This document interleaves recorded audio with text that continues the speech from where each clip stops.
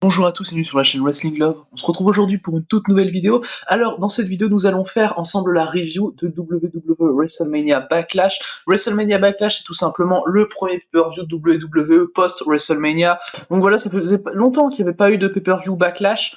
Je dirais depuis 2017 ou 2016. Excusez-moi si je loupe une édition au passage, mais je crois que c'est 2016, le dernier Backlash.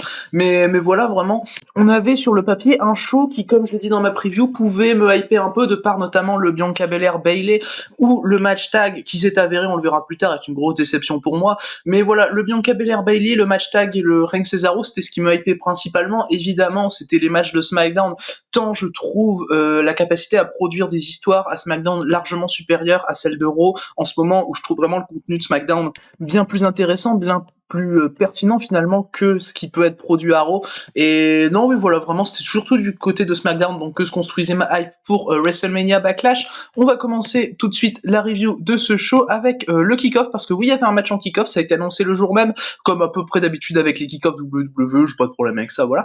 C'était Sheamus qui devait défendre son titre des WWE United States, et du coup, c'était un open challenge, et c'est finalement Ricochet qui a répondu au challenge de Sheamus. Bon, moi, personnellement, le fait que ce soit Ricochet qui répond, bon, ça me paraît pas des masses illogiques, voilà, c'est un kick-off, et vu comment est considéré Ricochet, ça me choque pas. Après, je me dis que bon, mec, tu viens de faire un double count-out contre Mustafa Ali à Main Event, bon, c'est pas trop ton truc d'aller essayer de te tailler pour battre Sheamus, mais finalement, bon, voilà, au moins, avec Ricochet, j'étais sûr d'avoir un match quali, le match a été assez cool, voilà, il dure un peu plus de 7 minutes, victoire de Sheamus. Personnellement, le match, je le trouve, voilà, cool, comme je l'ai dit, sans plus. Moi, j'ai mis 3 à titre personnel. Voilà, c'est un bon match pour être dans un kick-off. Bon, ça montre malheureusement où on est le titre United States aujourd'hui, où son prestige en est, parce que finalement, le titre United States, c'est vraiment pas un gros prestige chez WWE. Après, au moins, il est défendu lors de ce WrestleMania Backlash, contrairement au titre intercontinental, que pour le coup, n'était pas sur la carte, ce qui m'a un peu déçu, finalement, vu qu'on a quand même un champion qui est pas champion depuis très longtemps, finalement, qui est Apollo Crews, qui a remporté le titre à WrestleMania, il y a juste un peu plus d'un mois. Mais du coup, ouais, pour en venir au match en lui-même, vraiment, il y a un bon high flyer en la personne de Ricochet, Sheamus qui va essayer de ralentir un peu le rythme, et j'ai trouvé ça assez bien fait, voilà, c'est un bon match in-ring sans plus, c'est ce qu'on pouvait attendre des deux. Après, évidemment, ils ont respecté leur place de kick-off, ça m'a servi un peu d'opener finalement, et j'ai trouvé ça très bien, et non, oui, vraiment bien fait, et je suis pas le plus grand fan du finish au monde, quand même, parce que le finish, c'est pas sur le bro kick, c'est sur un gros coup de genou de la part de Sheamus. Bon, certes, le coup de genou est assez impactant, finalement, mais le problème que j'ai, c'est que finalement, c'est pas le finisher de Sheamus qui remporte le match, et bon, voilà, c'est assez compliqué sur le coup, mais voilà, la victoire de Sheamus c'est logique, évidemment, il allait pas perdre son titre dans un kick-off, j'en voyais pas l'intérêt en tout cas. Mais du coup, voilà, pour ce match, il y a eu un après-match pour ce match de kick-off. Alors l'après-match que je pourrais trouver spécialement pertinent, c'est Ricochet qui montre que du coup on aura une suite de rivalité avec Sheamus. Bon, après ça va se terminer dans un rematch à Raw et Ricochet va se faire squasher, si ça se trouve. Mais en fait, Ricochet a volé les habits de Sheamus et moqué un peu de lui. Je trouvais ça ridicule, évidemment. Je trouve ça ridicule, vraiment. Mais voilà, c'était comme ça pour bien faire un signe, pour montrer que il y aurait sûrement un rematch entre les deux. Mais voilà, j'ai pas d'espoir en ce que Ricochet remporte le titre. Sheamus, c'est un heel qui a l'air de s'installer sur une durée assez longue finalement en tant que champion US. Il y a encore des matchs avec Mansour à faire par exemple, donc vu qu'il y a eu un certain teasing de rivalité finalement à Raw. Donc voilà, moi je me fais pas trop d'espoir sur ça, mais en tout cas Sheamus Ricochet, avec peut-être un peu plus de temps, ça peut être vraiment très très cool, et là ça a vraiment respecté sa place de kick-off, donc finalement c'est pour ça que ça a eu que 7 minutes. Mais du coup voilà pour ce match de kick-off, voilà du coup pour tout le contenu finalement de kick-off, parce qu'à part ça évidemment c'est comme à chaque kick-off des résumés, des storylines, comment est amené tel match, tout ça. Mais du coup on va commencer la review de la carte principale avec du coup ce qui était placé en opener de cette main card, le match pour le championnat féminin de Raw.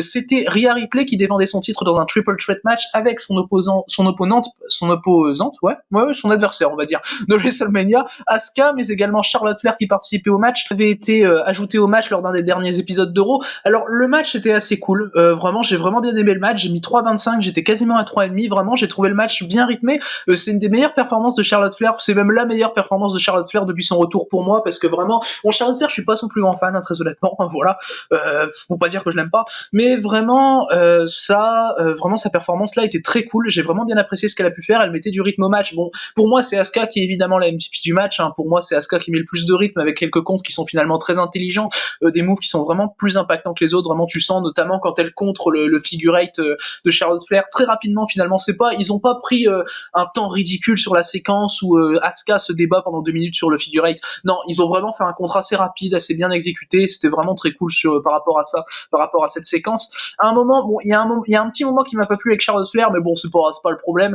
Mais en fait, finalement, c'est quand elle fait son Double Natural Selection sur Asuka et Ripley, et derrière, elle prend vraiment un temps fou à vouloir pin les deux catcheuses, et moi, je vois pas l'intérêt, au lieu de finalement pas perdre de temps, parce que tu viens quand même de placer ton finisher sur les deux, d'en pin une des deux au hasard, et puis de pouvoir, pourquoi pas, gagner le match, parce que là, finalement, elle perd du temps pour rien, faire le tomber comme ça sur les deux catcheuses, et ça m'a un peu saoulé pour le coup, parce qu'elle n'avait pas été spécialement bookée comme une heal intelligente sur ce spot-là, mais après, bon, voilà, après, elle fait une bonne performance, finalement, donc voilà. C'est surtout avec Rhea Ripley que j'ai du mal, personnellement. Rhea Ripley, j'ai toujours eu du mal, que ce soit NXT, et là encore plus au main roster, là, c'est vraiment compliqué. Par exemple, vous voyez sur la fin, bon, ça m'a pas empêché de vraiment aimer le match et de mettre 3,25, limite 3,5, hein. Mais par exemple, voilà, ce qui m'empêche de mettre 3,5, c'est la fin, parce que t'as Asuka qui met un gros high kick à Rhea Ripley, elle dégage Charlotte Flair, Asuka, et vraiment, même pas 10 secondes après, t'as Rhea Ripley qui fait son riptide sur Asuka, alors qu'elle vient de se prendre un énorme high kick de la part d'Asuka. Et bon, ça, j'ai trouvé ça compliqué, le manque de selling de la part de Ripley sur la séquence de finish.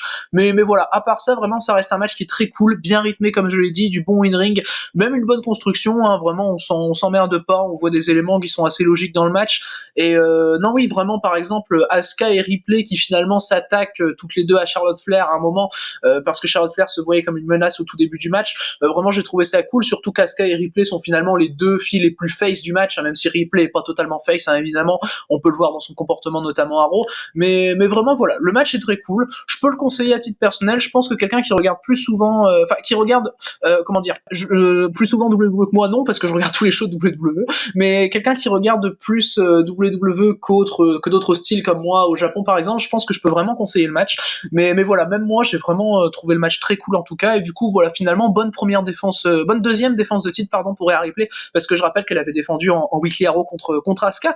Mais du coup voilà, pour ce match, on va maintenant pouvoir passer au deuxième match de la main card. Le deuxième match de la main card, c'était le match pour les championnats par équipe de SmackDown, avec les Dirty Dogs, Dolph Ziggler et Robert Roode, qui défendaient leur titre contre Dominic et Rey Mysterio.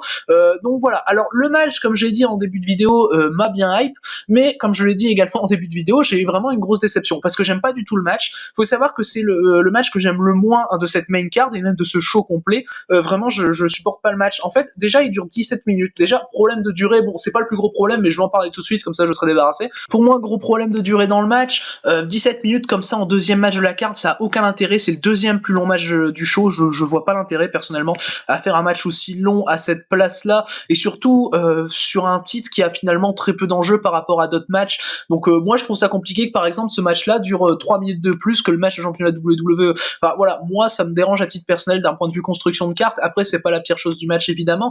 Dominic Mysterio et Rey Mysterio prennent les titres, pardon, pas concerne, du coup, vu que c'était les Dirty Dogs qui étaient champions. Alors déjà, faut savoir que de base, Rey Mysterio arrive tout seul dans le match, parce que Dominic s'est fait attaquer pendant le kick-off par les Dirty Dogs, ce que j'ai oublié de préciser d'ailleurs quand je résumais le kick-off. Mais voilà, déjà, donc là, déjà, ça sentait un peu le forçage, hein, le forçage du truc avec Rey Mysterio tout seul, babyface, qui doit lutter contre les deux gros heels. Et puis à un moment dans le match, évidemment, t'as Dominic qui arrive parce que c'est ultra forcé. Le hot tag de Dominic prend un temps vraiment ridicule, vraiment, ça prend tellement de temps à faire le hot tag. Rey Mysterio qui hésite, qui se fait contrer du hot tag, enfin, et le hot tag est trop forcé pour moi. Et enfin, t'as Dominic qui arrive dans le ring, qui a vraiment aucun ceiling de son attaque plus tôt. Juste avant le match, il était meurtri, il pouvait pas participer au match. Enfin, et là, je trouvais ça n'importe quoi personnellement. Et vraiment, même le finish est pas finalement ouf. Bon voilà, il y a rien de. Finalement, ils ont voulu construire un truc épique. Déjà, ça m'a pas plu de base. Sauf que le finish a rien d'épique en fait. Et du coup, c'est encore moins cohérent. Parce que c'est juste Dominic qui gagne sur un pauvre frog splash sur Robert Roode, pendant que Rey Mysterio avait mis KO Dolph Ziggler à l'extérieur du ring avec une sunset bomb. Bon, voilà, c'est pas le finish le plus travaillé au monde non plus. Pour un match aussi long, c'est quand même assez compliqué. Mais voilà, pour moi, il y a vraiment plein de défauts dans le match. je sais que le match a été beaucoup aimé, je vois la note sur Cage Match, enfin là je me base que sur Cage Match, hein, qui prend souvent la meilleure des références, c'est quand même quasiment un 7, mais moi voilà, moi j'ai mis 2 sur 5 en tout cas, ce qui donne pour Cage Match une note de 4 sur 10 du coup, mais voilà, vraiment très compliqué en tout cas, et malheureusement ils en ont fait trop alors qu'il y avait une histoire simple à raconter, que la victoire des Mysterio paraissait logique mais pouvait être racontée vraiment plus simplement, et là ils en ont fait trop, et moi ça m'a vraiment pas plu. D'ailleurs après le match ils font même une grosse interview, oh là là vous êtes devenu champion, enfin moi je trouve que le moment est cool, hein, mais pour moi le moment est super mal amené et c'est vraiment dommage.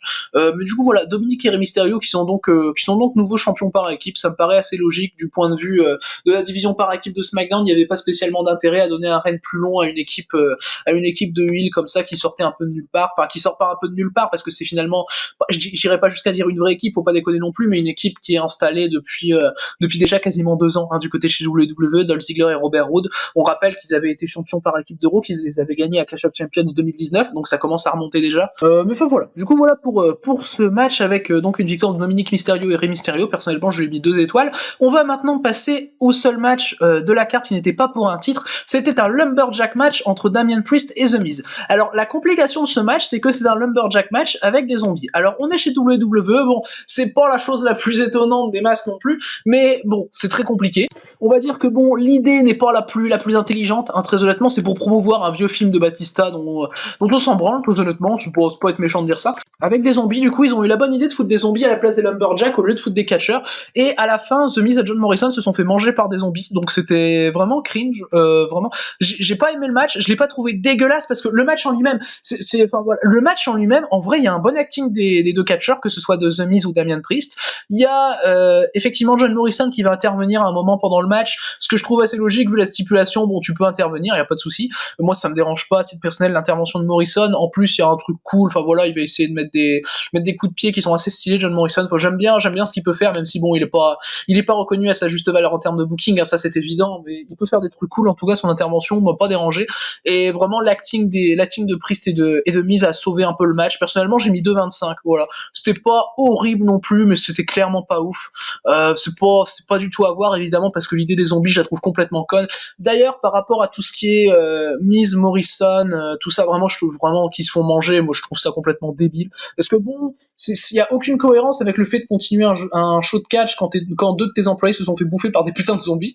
Il y a aucune cohérence d'accepter de faire un Lumberjack match avec des putains de zombies autour du ring. Bon, certes, les zombies font pas crédible, hein, mais bon, voilà, c'est quand même dans l'histoire du truc, dans le Inkyfabe, ça se veut comme des zombies. Donc bon, je trouve ça compliqué personnellement. Voilà, il y a aucune cohérence dans la chose. Et d'ailleurs, je mettrai en description le pavé d'un ami qui s'appelle Pogos, qui a fait tout un pavé par rapport à ce Lumberjack Mac, à la symbolique des trucs avec les zombies qui est complètement de la merde, tout ça. Je mettrai ce pavé là. Et bon, c'est en anglais, hein, mais bon, pour ceux qui comprennent, n'hésitez pas à checker. Je le mettrai dans la description, en dessous du lien du Discord, évidemment, parce que je trouve que c'est un pavé très intéressant, et je trouve que ce pavé est 100% vrai. En fait, je trouve que vraiment il y a tout vraiment qui est bien résumé. Donc voilà. Mais du coup voilà, finalement pour ce match, donc je l'ai pas dit, mais il est remporté assez logiquement par Damian Priest en 7 minutes de match. Donc voilà, c'est pour continuer le push de Damian Priest, mais bon, Damian Priest maintenant c'est le mec avec les zombies. Maintenant ça va être toujours caricaturé malheureusement Damian Priest comme le mec avec les zombies, et c'est quand même assez triste, hein, d'ailleurs de voir ça. Pour moi le même Priest a été complètement défoncé lors de ce match, hein, c'est affligeant, vraiment c'est affligeant. Après voilà, c'est pas bien, mais c'est pas horrible non plus. Enfin je veux dire, il y a pas de quoi mettre un dud pour moi à ça. Mais du coup voilà pour ce Lumberjack match. On va maintenant pouvoir passer au 4e match de la main card. Le 4e match de la main card, qui était le match qui m'a hypé le plus du show, c'était Bianca Belair qui défendait son championnat féminin de SmackDown, donc qui effectuait sa première défense après l'avoir gagné contre Sasha Banks à WrestleMania, et elle affrontait Bayley de manière assez logique finalement, parce que sa rivalité pré-WrestleMania, Bianca Belair, c'est contre Bayley, où vraiment c'était assez cool. D'ailleurs, j'avais bien aimé la rivalité Belair-Bayley finalement. C'était une des choses qui rythmait vraiment SmackDown, c'était toujours assez cool, sachant que j'aime bien SmackDown, hein, finalement. Bon, j'ai beau regarder, voilà, comme je le disais, j'ai beau regarder plein de catch japonais, tout ça qui me désoriente un peu du produit WWE, et ça se verra d'ailleurs dans mon appréciation du match de championnat WWE. Mais vraiment voilà, j'aime vraiment bien SmackDown, c'est toujours assez cool à voir en tout cas.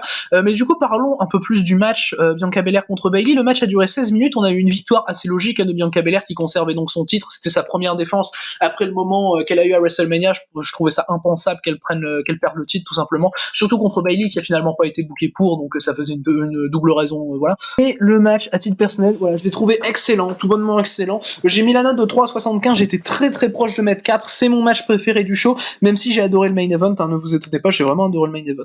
Mais ça reste mon match préféré du show, ce Belair Bayley. J'attendais vraiment pas, même si j'étais hype, j'attendais pas un aussi bon match, et c'est vraiment pas souvent que j'aime autant des matchs de WWE, même si je suis pas totalement, voilà, je suis pas totalement anti-WWE non plus, je suis pas, même pas du tout anti-WWE finalement, j'aime bien WWE, j'aime bien ce qu'ils peuvent proposer certaines fois, même si des fois, bon voilà, c'est assez compliqué, mais c'est rare que je mette des aussi bonnes notes à WWE, un gros 3,75. Le match est super bien construit du début à la fin, t'as Belair qui assume clairement son rôle de vouloir se prouver en tant que championne, vraiment, c'est sa première défense de titre aussi, faut, après avoir eu son moment à WrestleMania, elle veut concrétiser finalement et se prouver qu'elle mérite d'être établie au sommet de cette division féminine de SmackDown, et Bayley va jouer justement avec son expérience qu'elle a, hein, contrairement à Bianca Belair, pour vraiment être super arrogante, avoir un très bon heel work, vraiment se foutre de la gueule de Bianca Belair assez souvent, et j'ai trouvé ça vraiment très bien, le heel work de Bayley. Bayley, c'est quelqu'un qui a énormément progressé en tant que heel, hein, on se souvient au début, c'était vraiment pas bien, Bayley en heel, et Bayley, vraiment, elle peut jouer une super face comme une super heel, elle le prouve dans ce match.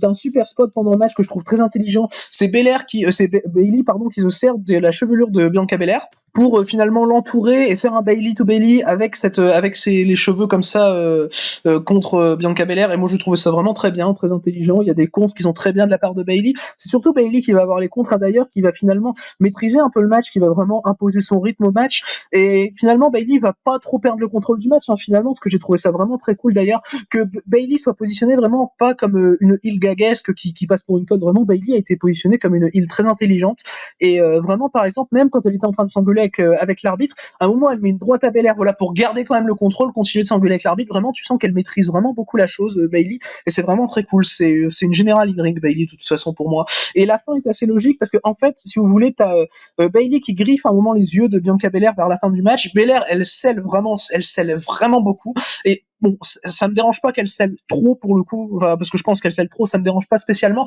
Vu la fin qui a été amenée, c'est que Belair remporte le match par un flash pinfall, donc ça montre tout bonnement qu'on aura un nouveau match entre Bianca Belair et Bayley, assez logiquement, d'où le fait de pas avoir terminé le match clean. Mais pour moi, vu l'overselling finalement de Bianca Belair très proche de la fin du match, il y avait aucun intérêt à ce que le match se termine clean, et pour moi, vu ça, on pouvait pas finalement terminer sur une fin clean.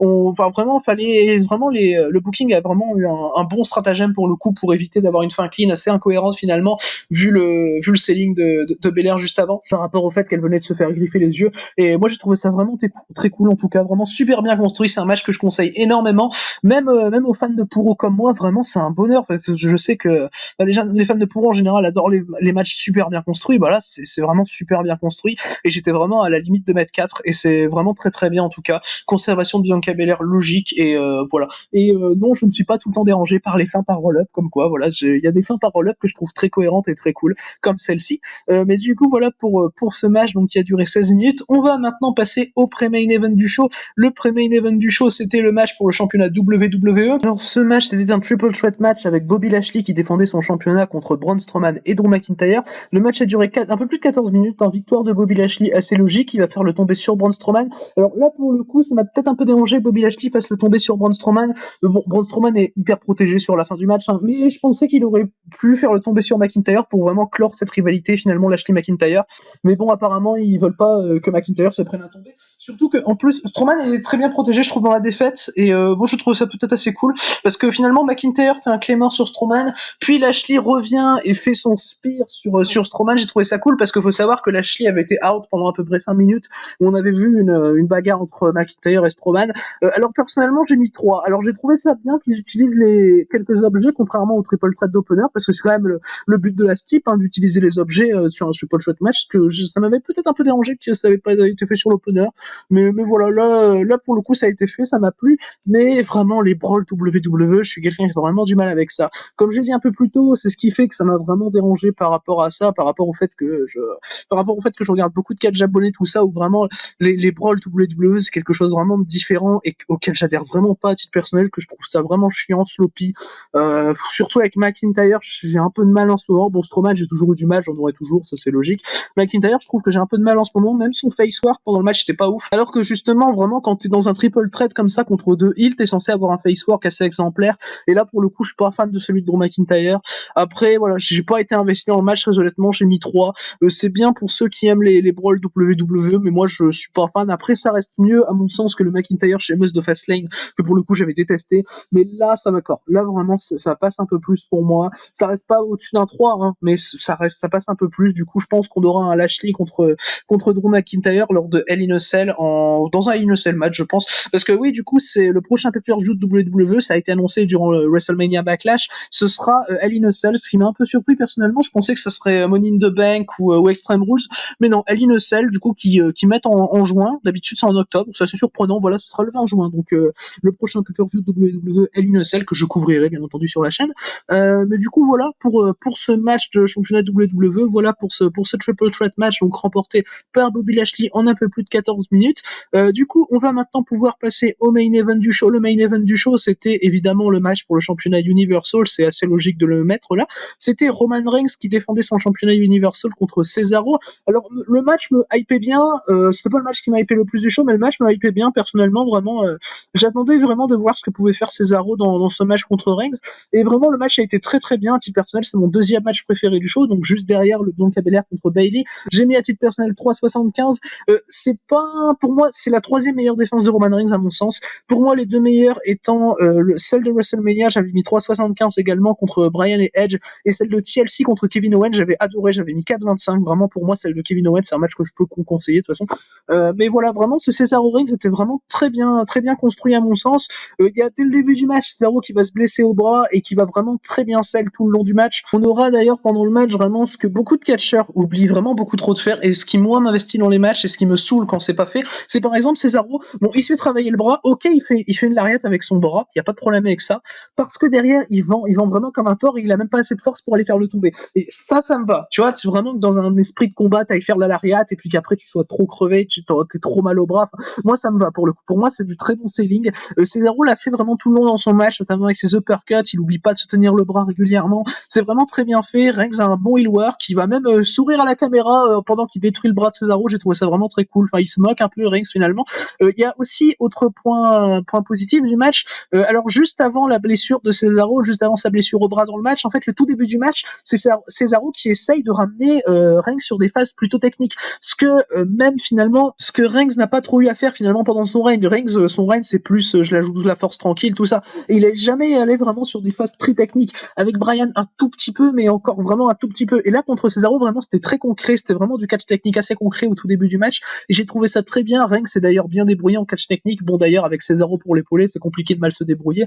Mais vraiment c'était très bien. Il y a également pendant le match une très belle référence de la part de Cesaro que j'avais pas vu de prime abord. Mais en fait Cesaro va faire le crossface de Bryan qui avait fait taper Reigns à Fastlane dans le dos de l'arbitre évidemment. Du coup voilà, c'était en fait il fait la seule soumission que sur laquelle Reigns a pu taper, et vraiment j'ai trouvé ça assez cool.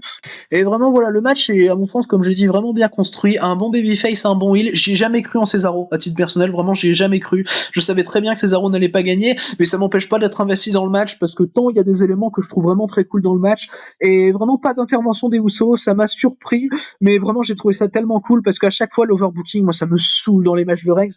Faut savoir que par exemple je déteste le match du Royal Rumble contre Owens.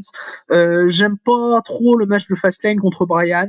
Enfin voilà, je suis pas le plus grand fan de ces matchs qui ont de l'overbooking pour le coup. Mais vraiment ce match-là, on avait une totale absence d'overbooking et j'ai trouvé ça vraiment très bien à titre personnel. Reigns va remporter le match sur sa guillotine choke par arrêt de l'arbitre. Voilà, je pense qu'il y aurait peut-être pu avoir une fin par soumission plus que par arrêt de l'arbitre, mais bon voilà, ça me dérange pas des masses non plus. Parce que finalement voilà, ce qui me dérange peut-être un peu dans la fin, c'est que je la trouve pas amener des masses. Je la trouve vraiment pas amener des masses. T'as l'impression que vraiment c'est un dernier recours de Reigns et j'ai pas trop compris la logique de la chose. Mais bon voilà, mis à part ça, vraiment c'est un très bon match auquel j'ai mis donc la note à titre personnel de 3,75. C'est vraiment un très bon main event WWE qui est bon à 3,75, qui vaut un 4,25 pour un fan un peu moins pro, tout ça que moi, un peu moins voilà, qui regarde un peu moins que moi, ça équivaut à un 4,25, on va dire 4,25, 4,5. Donc c'est vraiment déjà très très bien. Et comme je l'ai dit, l'une des meilleures défenses de Roman Reigns. Bon après je pense pas que Roman Reigns aura dans son règne, je peux me tromper, hein, mais je pense pas que Roman Reigns Reigns aura dans son règne une défense aussi bonne que contre Kevin Owens à TLC. Mais voilà, en tout cas, c'est un match que je conseille à titre personnel, au même titre que le Belair Bayley. Vraiment, ce sont les deux matchs que je conseille du show. Mais du coup, voilà pour ce main event, donc avec Roman Reigns qui a conservé son titre Universal contre Cesaro. Alors, on va avoir un après-match à ça. En fait, alors tout d'abord, on a Jey Uso qui va venir. Il y aura pas de Jimmy Uso d'ailleurs. On a Jey Uso qui va venir, qui va mettre son collier de chef de tribu à Roman Reigns, voilà, qui va le reconnaître. Enfin, voilà, tout ça comme d'habitude. Puis Jey Uso va porter un super kick à Cesaro. Puis on a Seth Rollins qui va arriver. Alors tu vas avoir un long face-off entre Seth Rollins et Roman Reigns, qui tease donc un affrontement entre Rollins et Reigns probablement pour Hell in a Cell. Puis Rollins va attaquer Cesaro, va vraiment le tabasser à l'extérieur du ring, et donc le show va se finir sur Seth Rollins qui est donc tout seul sur le ring, assez fier de son action. Et voilà, j'ai trouvé ça cool, une bonne attaque de heel, une bonne 8 pour terminer le show. Qu'est-ce que c'est bien, vraiment, ça fait du bien d'avoir de la hit pour terminer un pay-per-view. Des fois c'est trop. Bah, par exemple à WrestleMania, j'avais trouvé ça super de terminer sur la victoire de Roman Reigns, et là vraiment une bonne 8 pour terminer le show, c'est très bien construit, très logique. Et je pense que du coup à Hell in a Cell, vu que Rollins a directement attaqué Cesaro plutôt que de s'en prendre à Reigns, je pense qu'à Hell in a Cell on aura un triple threat entre Reigns, Rollins et Cesaro qui me hype vraiment beaucoup à titre personnel. Mais du coup voilà, c'est ce qui conclut finalement ce show, cette attaque de Seth Rollins sur Cesaro. Du coup le show dans l'ensemble, je l'ai trouvé vraiment bon pour les bases de pay-per-view WWE. Vraiment, j'ai trouvé le show vraiment agréable à regarder, et ça m'a vraiment surpris. D'ailleurs, c'est assez rare que je mette dans un show WWE deux matchs à 3,75, ou en tout cas au moins 3,75, parce que la dernière fois que ça m'était arrivé, c'était lors de NXT TakeOver Vengeance Day, où j'avais mis 1,4 et 1,425. Mais du coup, voilà, vraiment très bien. Je conseille deux matchs à titre personnel, le match Belair Bayley et le main event. Après, je peux conseiller un autre match, c'est pour ceux qui sont friands des brawls WWE. Je conseille le match de championnat WWE, mais ceux qui, comme moi, n'aiment pas ça, ne regardez pas, c'est pas la peine. Mais du coup, voilà pour cette review donc de WWE WrestleMania Backlash 2021. Merci à vous d'avoir écouté cette vidéo, et du coup, d'ici les prochaines vidéos, je vous dis à la prochaine.